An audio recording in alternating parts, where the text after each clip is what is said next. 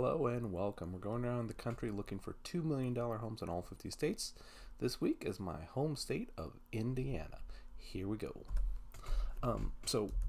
This is actually a bonus house. I'm going to have all links to all the houses in the descriptions. Some may sell by the time you see these, but here we go. This $7,000 starter home was actually, word on the street, built for someone that was taking the time to build this home. This is like their actual home now. So they're selling off that $7,000 starter home. So anyway, here we go on the little starter home.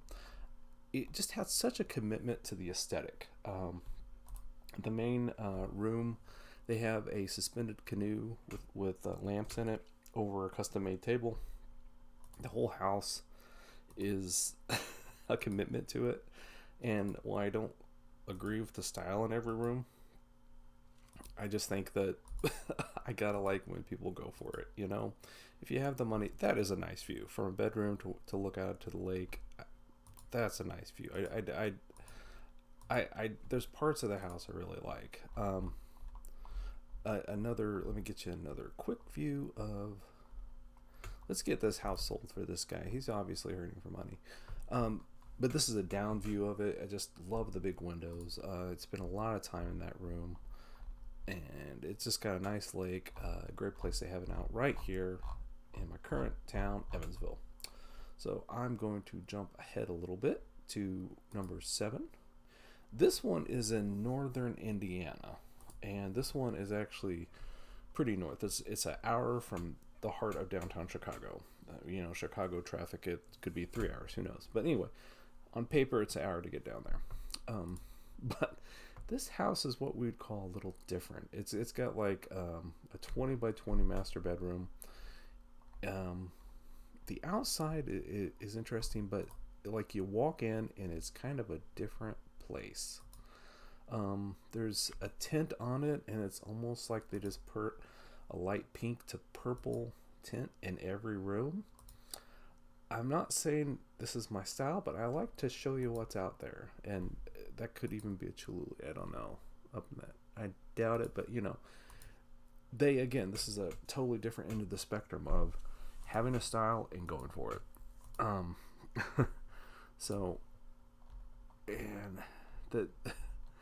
It is kind of just a weird mix. Now, this is something that surprised me. And looking at all these houses in all the different 50 states, not as many had aquariums as I thought they would. I thought there'd be more aquariums. I thought that was kind of a status symbol thing to have in your house. So that was kind of interesting. And it's almost like this whole house is a tribute to Prince or something. I could just see Prince owning this house. It was just all the rooms are very soft and very delicate pastels. And then in the basement, they added this weird ceiling tile that just kind of flows and curves and continuing the purple motif. It was a lot going on. And then this bed is on this circular thing, which I keep expecting it to kind of rotate on its own in circles. But the cool thing was it does have its own indoor pool. I'm a sucker for indoor pools. So I think if you wanted to live kind of close to Chicago, that's for some people, they travel much further than that to get up to Chicago. Okay, next. This is just a good example for, in Indiana, 1.6 million could get you a big, like this looks like a Falcon Crest house or something, or Dynasty. It just is one of those you pull up to it and people say, okay, that looks like a fancy house.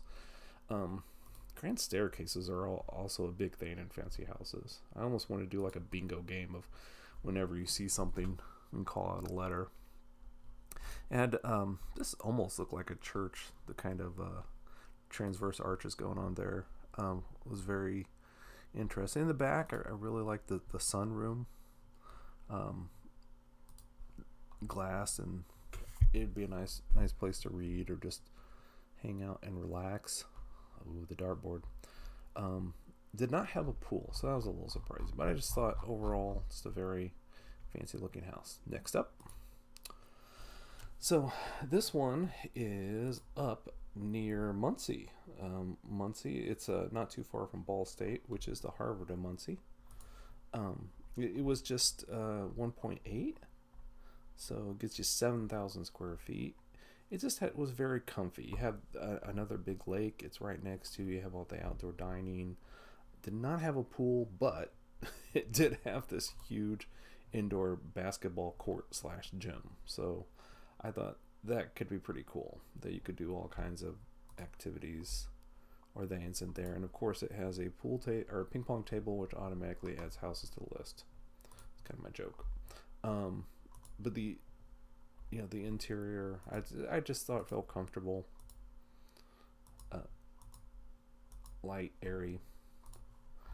Really liked it a lot. It was a good combination. Another example of what you can get in Indiana for that price range. Next up, this one, upon seeing it, I thought it was something out of Southern California. It's just funky and cool and different, and right here in Evansville. So if you don't know where Evansville is, it's in the southwestern tip of Indiana, about 3.5 hours from Indianapolis, and it's just a very, again, I like it. It's another example of someone taking their aesthetic and just going with it, and it's different and cool, and this time artsy, a little modern retro. I don't know if that's a term, but they try to make it cool. But this one I really liked too was, again, the indoor pool. And this was a much nicer setup than the other one. Very permanent with the skylights right down the middle, so you could have all the sun without the bugs, without leaves. Even make it cool in the winter. It would be just very, very nice. So I just thought it was just a fun house to see. So take a chance. Oh yeah, this is only $1.2 million too, so this is actually lower than my usual budget. So here we go.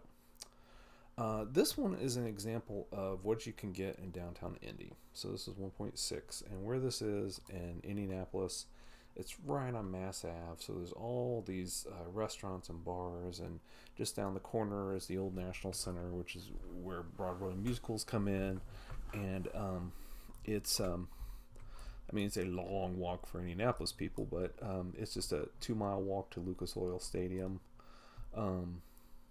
So for like New Yorkers, that's nothing. But everything downtown is right here. So it's here we go on that. It's just had a very warm interior, very, all the rich earth tones.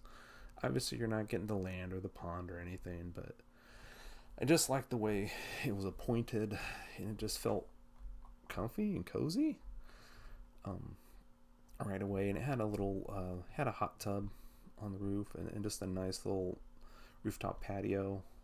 Great place to hang out, and its own garage, which is handy. And there's like a cultural trail that's connected to, so you can walk all kinds of paths around downtown, and it connects up to the Monon Trail, which then goes 30 some odd miles. So it's a nice getaway. Next up is going to be in our next series. So we're going to have another series of Indiana of homes that are above 10,000 square feet. It's going to call it like double stuffed or XL. But this one is located just outside of Louisville. It's inside the loop, the 265 of Louisville. So it really is a subway, or not subway.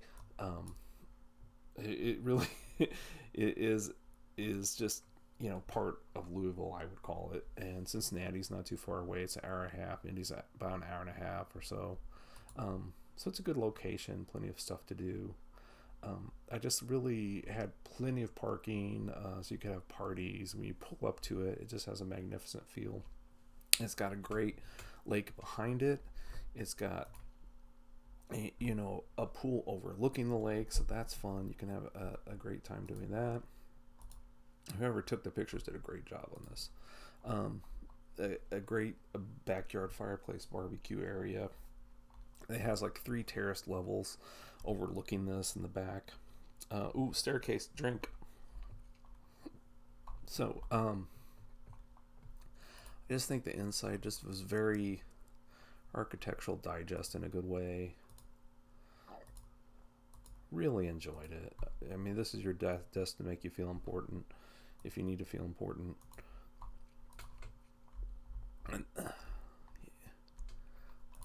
just the kitchen looked very big, but everything about this house was just ready for entertaining, which is, ooh, and it has a bathroom. That's nice.